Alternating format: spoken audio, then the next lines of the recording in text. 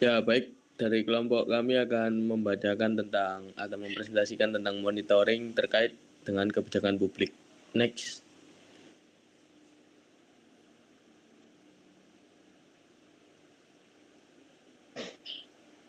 Bisa diganti slide-nya.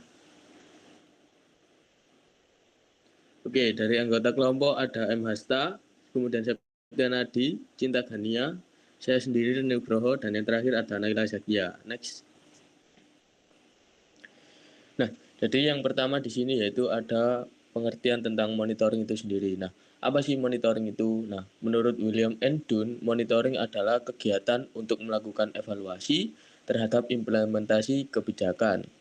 Pemantauan merupakan prosedur analisis kebijakan guna menghasilkan informasi tentang penyebab dan konsekuensi dari kebijakan publik. Nah, jadi kalau menurut William itu, monitoring itu adalah sebagai bentuk evaluasi atau pengawasan yang dilakukan oleh masyarakat atau objek yang terdampak dari kebijakan itu sendiri. Jadi masyarakat atau rakyat itu memiliki hak atau kewajiban untuk memonitoring apakah kebijakan itu bisa disebut berhasil atau tidak.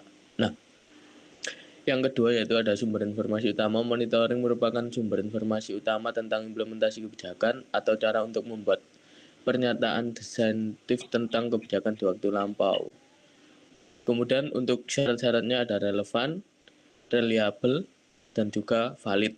Nah, relevan di sini yaitu sesuai dengan kebutuhan, artinya kebijakan itu tidak boleh dibuat sembarangan. Kemudian itu reliable, dapat diandalkan, artinya itu sebelum menyusun itu dilakukan analisis secara tepat. Dan yang terakhir ada valid, yaitu benar-benar ditujukan sesuai dengan apa yang kurang. Next.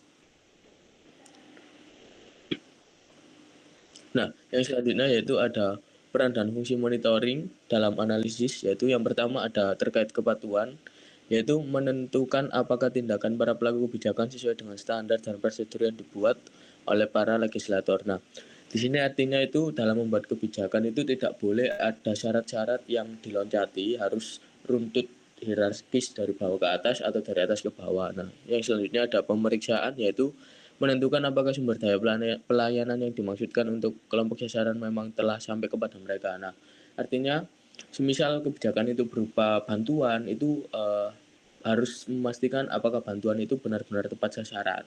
Yang ketiga yaitu ada akuntansi, menghasilkan informasi untuk akuntansi atas perubahan sosial dan ekonomi yang terjadi setelah dilaksanakan adanya kebijakan. Nah, artinya semisal setelah diberlakukan kebijakan terkait entah itu pemberian sumber daya atau apapun itu, harusnya dilakukan akuntansi atau akuntabilitas untuk mengetahui rekapan yang sudah dilakukan, yang terjadi. Dan yang terakhir ada eksplanasi, yaitu menghimpun informasi yang menjelaskan mengapa hasil-hasil kebijakan publik dan program berbeda satu sama lain. Nah, artinya di sini tuh dijelaskan mengapa kok hasilnya tuh sesuai sasaran atau tidak sesuai dengan sasaran. Baik, akan dilanjutkan oleh rekan saya.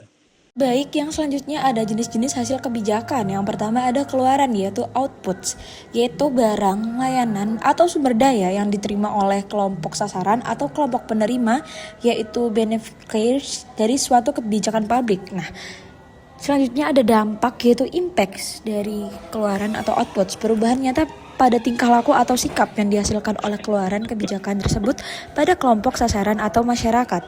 Nah, tindakan kebijakan ini tuh bersifat regulatif atau yang disebut menjamin kepatuhan terhadap standar prosedur, alokatif membutuhkan masukan, yaitu uang, waktu, personil, alat, masukan input, sumber daya yang dipakai, dan proses tindakan organisasi dan politis.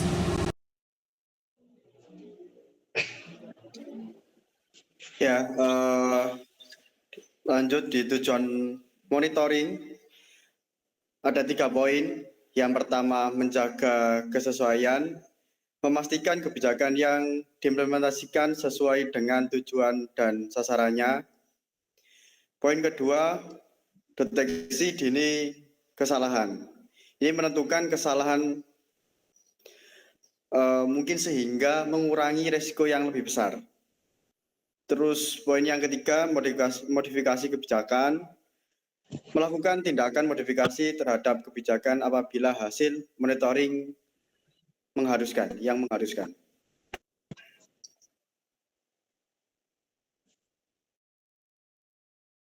Baik, yang berikut metode pengumpulan data dan informasi untuk monitoring. Di sini ada 6 metode yaitu yang pertama metode dokumentasi. Metode dokumentasi yakni dari berbagai laporan kegiatan seperti laporan tahunan, laporan bulanan, dan semesteran. Dan yang kedua yaitu metode survei. Metode survei sendiri yaitu seperangkat instrumen pernyataan disiapkan sebelumnya melakukan yang dilakukan survei, tujuannya menjaring data dari stakeholder terutama sekelompok sasaran. Yang ketiga yaitu metode observasi lapangan, mengamati data empiris di lapangan dan bertujuan untuk lebih meyakinkan dalam membuat penilaian tentang proses dari kebijakan. Yang keempat yaitu ada metode wawancara, di mana metode wawancara pada para stakeholder, pedoman wawancara yang menanyakan berbagai aspek yang berhubungan dengan implementasi kebijakan yang harus dipersiapkan. Yang kelima yaitu metode campuran. Metode ini misalnya antara metode dokumentasi dan survei, atau metode survei dan observasi, atau dengan menggunakan ketiga bahkan keempat metode yang di atas. Yang keenam yaitu ada DG, Focus Group Discussion, yang di sini biasanya itu untuk melakukan pertemuan dan diskusi dengan para stakeholder yang variasi dengan cara tersebut, maka berbagai informasi yang lebih valid akan dapat diperoleh melalui cek data dan informasi dari berbagai sumber. Selanjutnya akan dilanjutkan oleh rekan saya.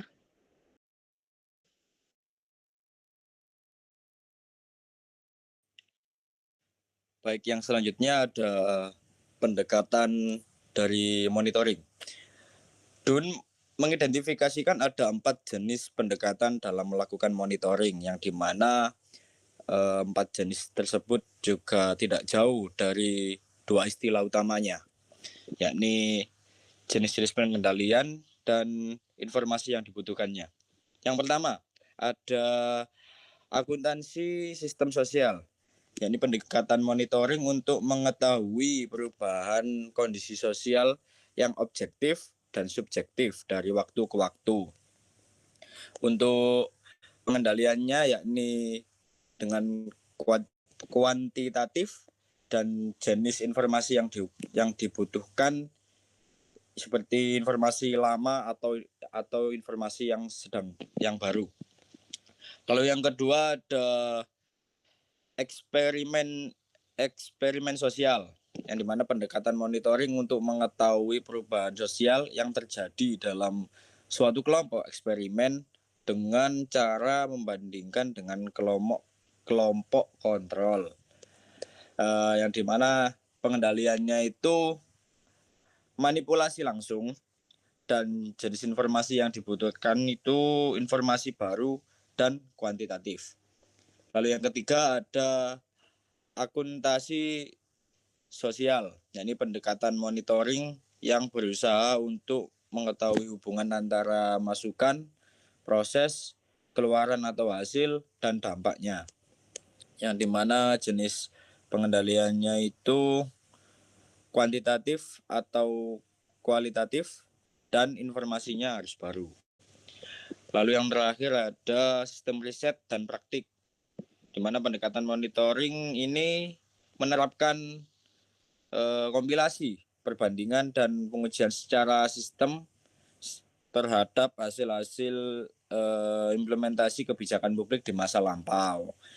Sudah jelas kalau di masa lampau informasi yang dibutuhkan yakni informasi lama, lalu jenis pengendaliannya yakni kuantitatif dan atau kualitatif, yang dimana tiap-tiap pendekatan tersebut memiliki sifat yang sama, atau di antara kesamaannya itu mereka semua berusaha memantau hasil kebijakan yang relevan, terus terfokus pada tujuan, berorientasi pada perubahan, klasifikasi silang atas keluaran dan dampak dengan variabel lain, dan yang kerangka umum pemantauan. Next. Lalu ada teknik dalam monitoring.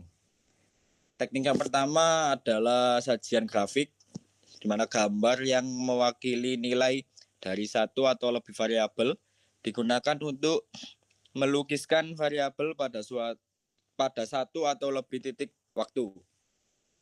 Yang kedua ada tampilan tabel, merangkum gambaran penting dari variabel tersedia dalam bentuk 1D, 2D, hingga 3D untuk melihat perbedaan antar waktu.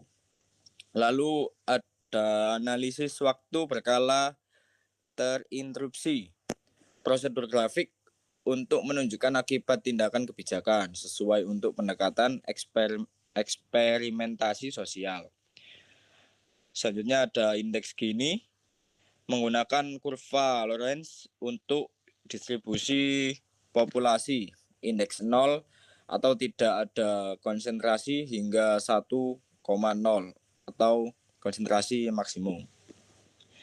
Lalu angka indeks, alat untuk memantau perubahan variabel hasil kebijakan antar waktu. Periode dasar ditetapkan dengan nilai 100.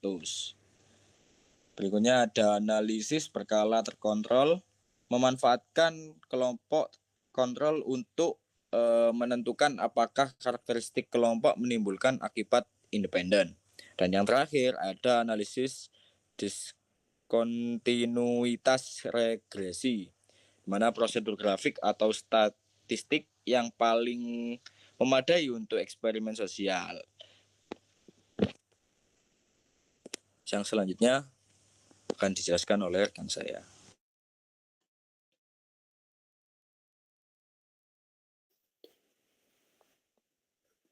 Ya, selanjutnya ada monitoring di Indonesia, tantangan dan peluang. Yang pertama ada tantangan atau hambatan. Yang pertama, keterbatasan dana dan lembaga riset khusus monitoring. Yang kedua, data statistik antara instansi BPS dan BKKBN. Nah, ini sering berbeda. Yang ketiga, banyak monitoring yang bersifat sektoral dan tergantung lembaga. Yang keempat, belum ada kebijakan khusus mengenai prosedur monitoring. Yang kelima, sebagian besar masyarakat ini kurang paham tentang monitoring.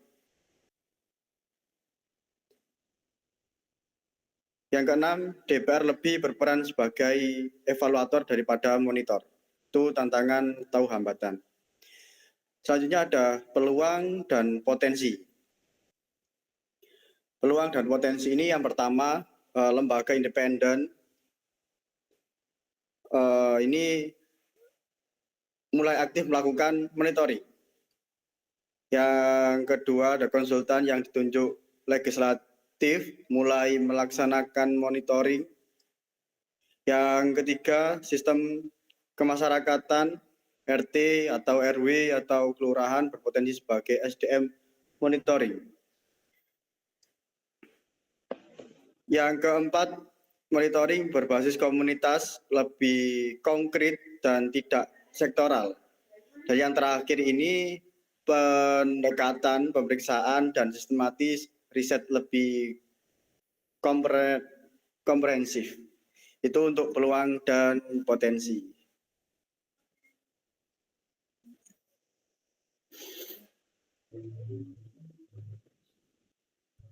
Terima kasih.